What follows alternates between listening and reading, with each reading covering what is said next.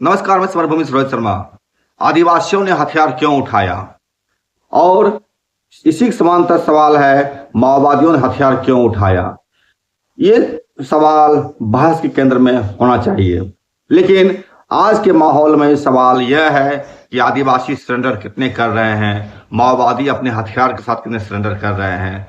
इस पर कहीं से कोई सवाल नहीं उठ रहा है कि आदिवासियों को उन सरेंडर के बदले क्या मिल रहा है, या फिर आदिवासियों ने हथियार क्यों उठाया। इस पर कोई सवाल कहीं से भी उठ नहीं रहा है। यह बहस का मुद्दा होना चाहिए कि आखिर वो कौन सी परिस्थिति थी जिसके कारण आदिवासियों ने हथियार उठाया, माओवादियों ने हथियार उठाया। क्यों नहीं माओवादी इसी संबंधित तंत्र के तहत रहते हुए बदलाव की कोशिश किए? क्या उनके लिए हथियार उठाना जरूरी था? सवाल के जवाब कई तरह से दिए जा सकते हैं, लेकिन एक मनुष्य के तौर पर अगर जवाब देना चाहेंगे आप अगर, तो माओवादी में दूसरे पार्टियों में बस यही फर्क है कि माओवादियों ने अपने विचार को स्वतंत्र रखा, संघर्ष के तमाम रास्ते उन्होंने अख्तियार किए, जबकि दूसरी अन्य पार्टियां भले ही वो वामपंथी ही क्यों ना हो, कथित तौर पर उन्होंने अपने आप को बंदिश बना लिया एक संविधान के तहत, या कहें या फिर एक अपने ही कुपमंडुता के तहत, जिसे उन्होंने संघर्ष के दायरे को सीमित कर लिया। जनता से उन्होंने अपने आप को काट लिया। यही कारण है कि तमाम वामपंथी पार्टियां सिकुड़ती चली गई, चाहे वो सीपीआई हो, चाहे सीपीएम हो, चाहे माले हो। वहीं माओवादी लगातार आगे बढ़ते चले गए और छोटी सी संख्या एक बड़ी तादाद में बदल गया। अगर सरेंडर्स की बात करें तो 5,000 के लगभग आदिवासी मतलब माओवादी सरेंडर कर चुके हैं। यह तादाद कितनी बड़ी है आप इसी समझ सकते हैं कि 5,000 सरेंडर करने के बाद भी 700 माओवादी मारे गए और 2,500 के करीब आदिवासी या माओवादी जेलों में बंद हैं।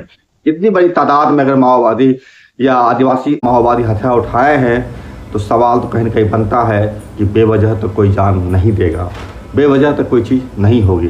इन सवालों के ही अगर आप जानना चाहते हैं कि आदिवासियों ने हथियार क्यों उठाया, तो यह वीडियो आप ज़रूर देखिए। जिस तरह से एक बैंगा जाति के आदिवासी को सिंगरौली में उनके ज़मीन छीनने के लिए कोशिश कर रहा ये सरकार और उसके तंत्र, जब आदिवासी उसका विरोध कर रहे हैं तो किस तरह से उनको सामूहिक रूप से हॉकी स्टिक से पीटा जा रहा है सरेआम। बल्कि इतना ही नहीं, उसका वीडियो तक भी बनाया जा रहा है। जो वहाँ पर लोग मौजूद है वो रुखसा रहे हैं, इसके पैर में मारो, पैर तोड़ो, इसका हाथ तोड़ो। सवाल है, अगर आप आदिवासियों के प्रति इतने निशंस हैं तो आदिवासियों के पास और कौन सा रास्ता बचता है जिसके कारण कि वह इस न्याय व्यवस्था पर, इस संविधान पर भरोसा जाहिर कर सके। यही कारण है कि आदिवासी के पास विकल्प के तौर पर बंदूक के अलावा और क्या रास्ता हो सकता है, इस वीडियो देख करके आप बताएं।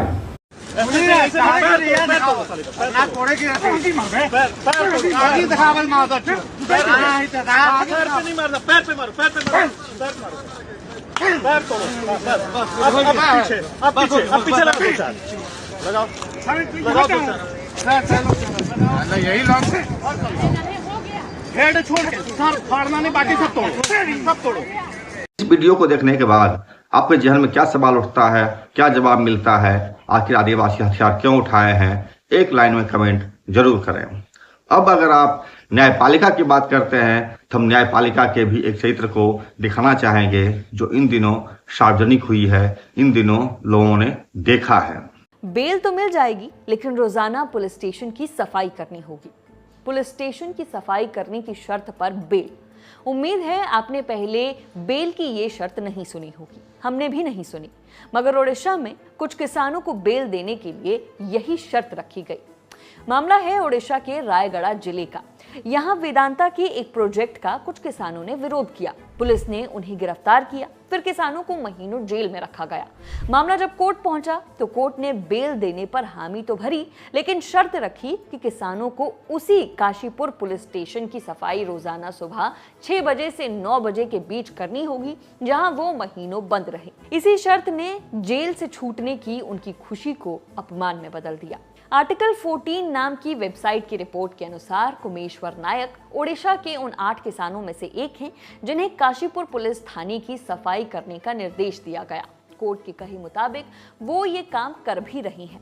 उन पर आरोप है कि उन्होंने 100 लोगों के साथ मिलकर सितंबर 2024 में पुलिस स्टेशन के बाहर विरोध प्रदर्शन के दौरान दंगा किया था, अफसरों के काम में बाधा डाली थी और सार्वजनिक संपत्ति को नुकसान पहुंचाया था। लोक सेवकों पर हमले का आरोप भी उन पर लगा। इस केस में नायक महीनों तक जेल में रहे।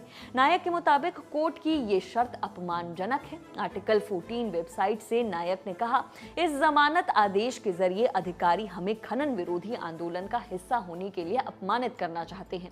उन्होंने बताया कि जमानत मिलने के बाद जब वो कोर्ट के निर्देशों का पालन करने के लिए काशीपुर पुलिस स्टेशन गए तो पुलिसकर्मी भी असहज थे। उन्होंने उनसे एक कागज पर साइन करके जाने के लिए कहा। इन किसानों में कई दलित और आदिवासी समुदाय से हैं। उन्हें भी जमानत की ये शर्तें बिल्कुल पसंद नहीं आई। वहीं कोर्ट के इस फैसले का कई सामाजिक संगठनों के लोगों ने भी विरोध किया है। उनका कहना है कि ये शर्तें जातिवादी और अपमानजनक है। इनके जरिए लोगों से ऐसा काम करवाया जा रहा है जो लंबे समय तक ऐतिहासिक रूप से दबी कुचली जातियों पर थोपा जाता रहा है। अब सवाल है कि क्या बेल के लिए इस तरह की शर्त रखी जा सकती है? नियम क्या कहते हैं? आर्टिकल 14 की रिपोर्ट में सितंबर 2025 की द लीफलेट की एक रिपोर्ट का हवाला देते हुए बताया गया है कि बेल के लिए ऐसी शर्त लगाना कोर्ट की ताकत से बाहर है। बेल इसलिए दी जाती है ताकि ये तय किया जाए कि आरोपी ट्रायल के दौरान कोर्ट में पेश होता रहे। 2023 में बने भारतीय न्याय संहिता यानी BNS में कुछ मामलों में सजा के तौर पर कम्युनिटी सर्विसेज का प्रावधान है, लेकिन वो अपराध की कुछ धाराओं तक ही सीमित है, जैसे सार्वजनिक जगह पर नशे में बदसलूकी करने की धारा 355 और मानहानि की धारा 356(2) में कोर्ट बेल की शर्त में कम्युनिटी सर्विस का निर्देश दे सकती है। भारतीय नागरिक सुरक्षा संहिता की धारा 23 के अनुसार कम्युनिटी सर्विस का मतलब है ऐसा काम जो कोर्ट सजा के तौर पर करवाए जिससे समाज को फायदा हो और जिसके बदले में कोई पैसा न मिले। लेकिन कुमेश्वर नायक वाले मामले पर क्या ये लागू होता है? उन पर जो आरोप लगे हैं उनमें हत्या की कोशिश की धारा 109 के अलावा दंगे की धारा 191 लगी है। दोनों ही गंभीर और गैर जमानती अपराध हैं और इनमें जमानत के लिए कम्युनिटी सर्विस जैसी कोई शर्त नहीं बताई गई है। अब जाते जाते ये भी जान लीजिए कि जिस विरोध के बाद ये पूरा बवाल शुरू हुआ वो विरोध था किस बात पर। रायगढ़ जिले में एक जगह है तीजी माली। साल 2023 से इस इलाके में रहने वाले आदिवासी और दलित समुदाय के लोग एक बॉक्साइट खनन परियोजना के खिलाफ विरोध कर रहे हैं। ये परियोजना आंध्र प्रदेश की कंपनी वेदांता लिमिटेड को दी गई है ताकि वो ओडिशा के कालीहांडी जिले के लांजीगढ़ में अपनी रिफाइनरी के लिए कच्चा माल ले सके। गांव के लोगों का कहना है कि इस प्रोजेक्ट की वजह से उन्हें अपना घर और जमीन छोड़कर कहीं और जाना पड़ेगा। इसके बदले में मुआवजे को लेकर भी अभी कोई बात नहीं हुई है। जमीन अधिग्रहण की प्रक्रिया भी आधिकारिक तौर पर शुरू नहीं हुई है। गांव में दलित वर्ग के ऐसे कई लोग हैं जो दूसरों की जमीन पर काम करते हैं। ऐसे में जमीन अधिग्रहण होने पर उन्हें मुआवजा भी नहीं मिलेगा। रिपोर्ट बताती है कि साल 2023 से लेकर अब तक इस प्रोजेक्ट का विरोध करने पर कम से कम 40 लोगों को गिरफ्तार किया जा चुका है। इन्हीं में से 8 दलित और आदिवासी लोगों को जमानत देने के लिए पुलिस स्टेशन साफ करने की शर्त रखी गई।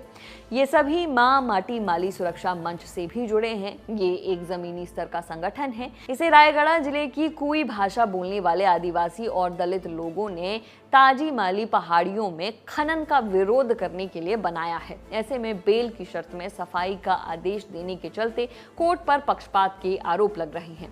पिछले साल यानी 2025 जुलाई में वकीलों, नागरिकों और एक्टिविस्ट के एक ग्रुप ने भी इसकी शिकायत करते हुए सुप्रीम कोर्ट को चिट्ठी लिखी थी। इसमें सर्वोच्च अदालत से मामले में स्वतः संज्ञान लेने को कहा गया था। मांग की गई थी कि वो बेल की इन शर्तों को रद्द करें। हालांकि सुप्रीम कोर्ट की ओर से अब तक इस पर कोई एक्शन नहीं लिया गया है। यह कौन सा फैसला है और कौन सी यह न्यायपालिका है, इसी से आप समझ सकते हैं कि उड़ीसा में क्या है न्याय का मसला। ये उड़ीसा और मध्य प्रदेश की बात नहीं है।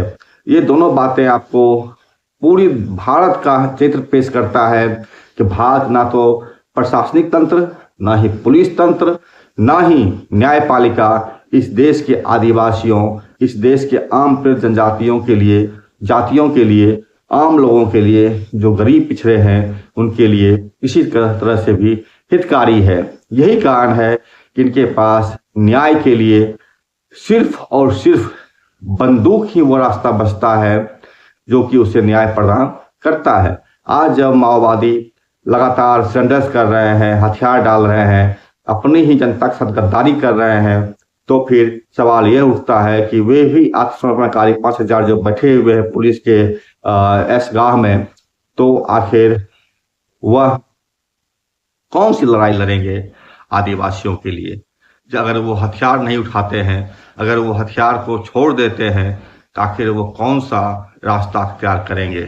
चुनाव का हालत आपने देख लिया है। पश्चिम बंगाल में किस तरीके से ममता की सरकार को खार फेंकने के लिए भाजपा एक से बाद एक षड्यंत्र कर रहा है। 2 लाख फौज को ठूस दिया गया है और एक से एक भ्रष्ट और संघी IAS अफसरों को पश्चिम बंगाल में भेज करके भाजपा के तहत काम करवाया जा रहा है। जनता को डराया, धमकाया, पीटा जा रहा है, यहाँ तक उनकी हत्या तक कर दी जा रही है। न्याय की बात करते अगर आप हैं, उड़ीसा का नजीर सामने पेश आपको है। जिस थाने के पुलिस के कारण वे लोग त्रस्त थे, उसी थाने में उसको झाड़ू पोछा करवाने का कार्य करवाया जा रहा है। ये किस आत्मसम्मान के तहत सामने आता है? प्रशासनिक हालत आप देख पा रहे हैं, किस तरीके से आदिवासियों के जल जंगल जमीन को लूट कर, छीन कर उनके औरतों पर बलात्कार किया जा रहा है। यह तमाम चीजें, ये तमाम परिस्थितियां साबित कर रही है कि आज भी भारत में हथियार ही, बंदूक ही एकमात्र वो रास्ता बच जाता है जिससे आदिवासियों के अपने आत्मसम्मान को मजबूती मिलेगा, उसको बल मिलेगा या उसको वो हासिल कर सकता है। यही जो आदिवासी हथियार उठा करके जो संघर्ष किए थे, अगर उसके पास हथियार नहीं होता तो क्या यह भाजपा की सरकार उसको इतने सारे प्रलोभन दे पाती? सवाल कई सारे हैं, जवाब इस भारत सरकार के चरणों में है, उसके जेब में है, उसके एफस्टीन फाइल के दरिंदों के पास है कि वह इस देश की जनता के साथ किस तरीके व्यवहार कर रही है या करती रहेगी और आगे भी चलता रहेगा। भले ही आत्मसमर्पण करने वाले माओवादी कुछ भी कहें, लेकिन जनता के पास अन्य और कोई विकल्प नहीं बचता है सिवाय बंदूक के। सरकार को सुनिश्चित करना पड़ेगा कि अगर वह चाहती है कि आदिवासी एक बार फिर बंदूक ना उठावें, माओवादी बंदूक ना उठावें, तो उन्हें न्यायिक प्रक्रिया को सुचारू रूप से उन आदिवासियों के लिए, गरीबों के लिए सुलभ करना होगा। जिस तरीके से प्रशासनिक अधिकारी आदिवासियों की पिटाई कर रहा है, जो देखा अपने वीडियो में, बैंगा जाति के एक गरीब आदिवासी का पैर तोड़ने के लिए समूह कर रहा है और एक आदमी हॉकी स्टिक से पिटाई कर रहा है, इसको भी रोकना होगा और बाकायदा वीडियो बना करके इसको वायरल भी किया जा रहा है। कितनी निर्लजता इनके अंदर बसी हुई है। मणिपुर में भी देख लीजिए आप, किस तरह से इस देश की महिलाओं को नंगा दौड़ाया जा रहा है, नंगा करके बलात्कार किया जा रहा है, उसके पैर निकाले जा रही है। अब भाजपा चरित्रहीनों की पार्टी है, भाजपा बेविचारियों की पार्टी है। पप्पू यादव ने कहा था कि भाजपा में 90% से अधिक महिलाएं जो भी आती है वो बिस्तर गर्म करके ही नेताओं के आगे आती है।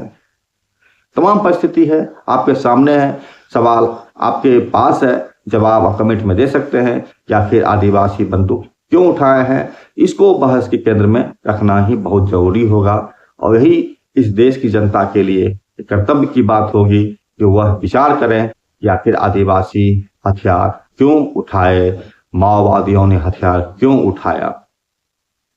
नमस्कार, समरभूमि सुरेश शर्मा। देखिए, लाइक कीजिए, सब्सक्राइब कीजिए, शेयर कीजिए, हमसे जुड़े। Yes, समरभूमि, let's go! यहाँ चलती ना कोई सिफारिश, इरादे फौलाड़ी, बस जीत की ख्वाहिश। ये समरभूमि, रांझों का मैदान, दुश्मन के कैंप में मचा देंगे घमसा। हर move calculated, mind sharp like a blade, top tier performance we never degrade. ये समरभूमि है अल्टीमेट शोडाउन, देखो हमारा ही चलता यहाँ पे काउंटडाउन। समरभूमि में जीत हमारी, दुश्मन की अब आई है बारी, खेल का